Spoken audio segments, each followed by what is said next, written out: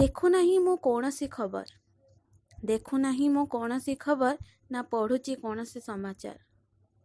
ସବୁଆଡ଼େ ଦୁଃଖ ଆଉ ଜନତାର ଆରତ ଚିତ୍କାର। ଭାବି ପାରୁନାହିଁ ଅନ୍ତ ଅଛି ଏହାର, ନା ଇଏ ଅସୀମ ଅନ୍ଧକାର, ଯାହା ଭିତରକୁ ଟାଣି ନେଉଛି ମଣିଷକୁ, ଦେଖେଇବାକୁ ତାର ପ୍ରକୃତ ଧ୍ୱଂସର କାରଣ କେବଳ ସେ ହିଁ ମାତ୍ର। ଘର ବାହୁଡ଼ା ଆଜି ପୁତ୍ର ମୋର, ଘର ବାହୁଡ଼ା ଆଜି ପୁତ୍ର ମୋର, ଲାଗୁଅଛି ମୋତେ ମୃତ୍ୟୁର ଆବାହକ ସୂତ୍ର ମାତ୍ର। ମା ଆଜି ଫେରାଇ ଦିଏ ସନ୍ତାନକୁ ତାର, ଯିଏ ଲଙ୍ଘି ଆସିଛି 7 ସମୁଦ୍ର, ବଞ୍ଚିବା ଆଶା ନେଇ ମନରେ ତାର। ହେଲେ ମୃତ୍ୟୁର ଡର ଦୂରେଇ ଦେଇଛି ମା ଠାରୁ ମମତାକୁ ତାର।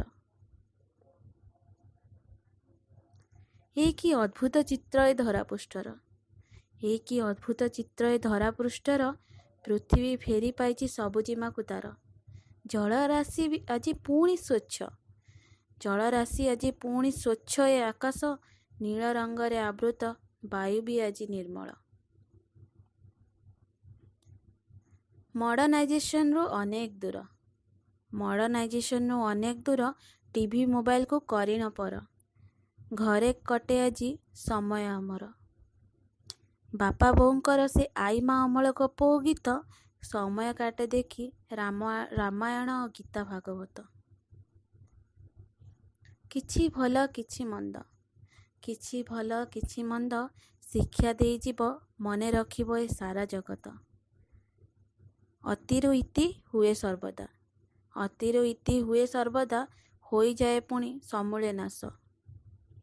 ଏବେ ବି ସମୟ ଅଛି, ଏବେ ବି ସମୟ ଅଛି, ହୁଅ ସଜାଗ। ମୃତ୍ୟୁର କାଳଚକ୍ର ନହେଲେ ହବ ଏ ମନୁଷ୍ୟ ଧ୍ୱଂସ, ମୃତ୍ୟୁର କାଳଚକ୍ରରେ ନହେଲେ ହବ ଏ ମନୁଷ୍ୟ ଧ୍ୱଂସ, ନହେଲେ ହବ ଏ ମନୁଷ୍ୟ ଧ୍ୱଂସ।